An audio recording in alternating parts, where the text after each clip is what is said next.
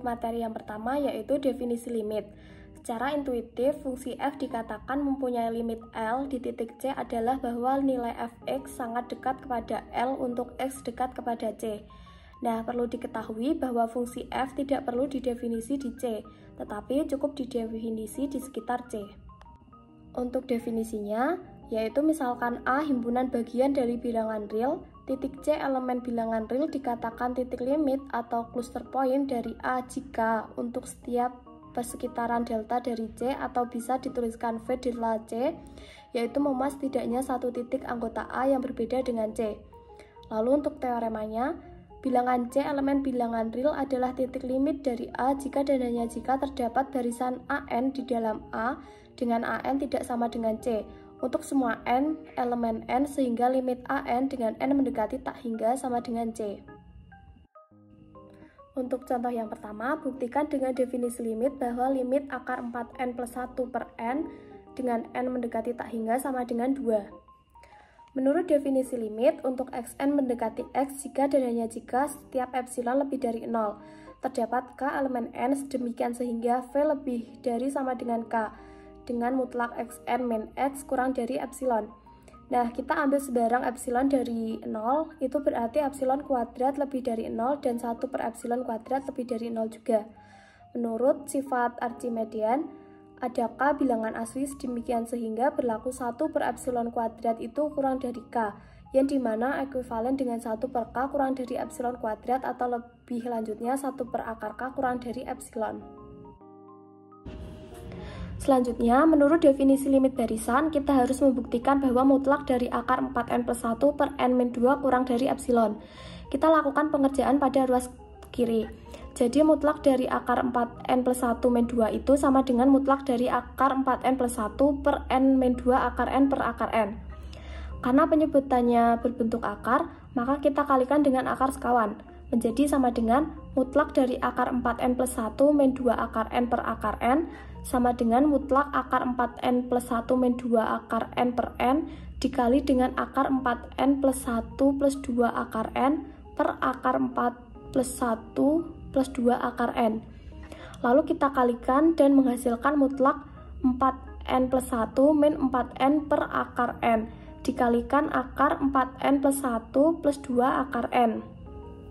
Nah, ini bernilai kurang dari sama dengan 1 per akar n atau kurang dari sama dengan 1 per akar k, dimana yang telah dijelaskan sebelumnya bahwa 1 per akar k itu kurang dari sama dengan epsilon.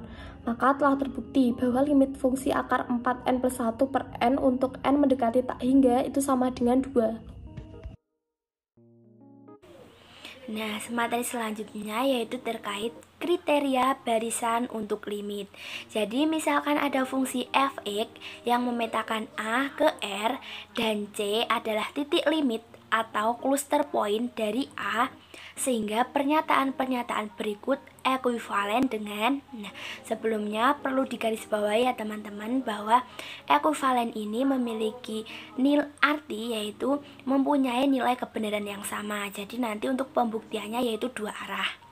Pernyataan pertama yaitu limit x konvergen ke C dari fx sama dengan L. Untuk pernyataan yang kedua yaitu untuk semua barisan xn di dalam A yang konvergen dengan C dengan xn tidak sama dengan C untuk semua n elemen n, maka barisan fxn konvergen ke L.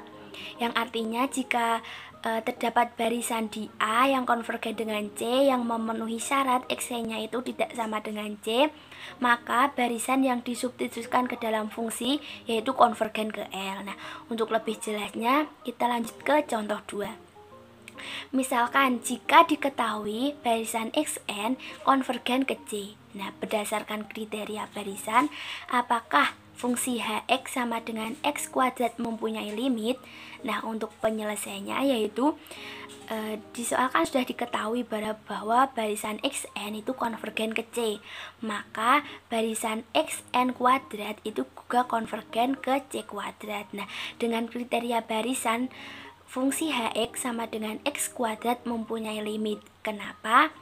Yaitu tinggal kita substitusikan saja, yaitu limit X konvergen ke C, Hx sama dengan limit X konvergen ke C, Hx-nya tadi kan X kuadrat.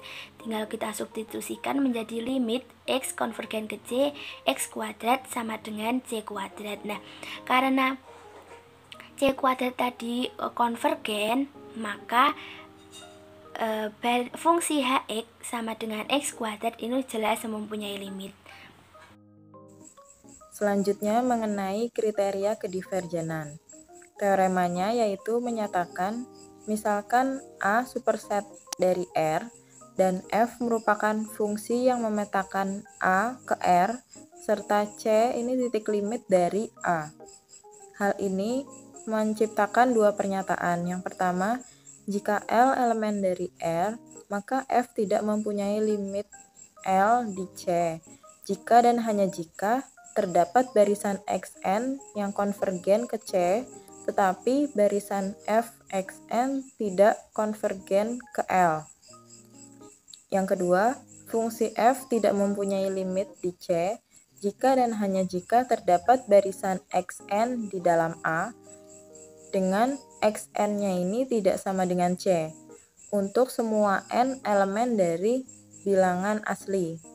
Sehingga barisan Xn konvergen ke C, tetapi barisan fungsi Xn tidak konvergen di R.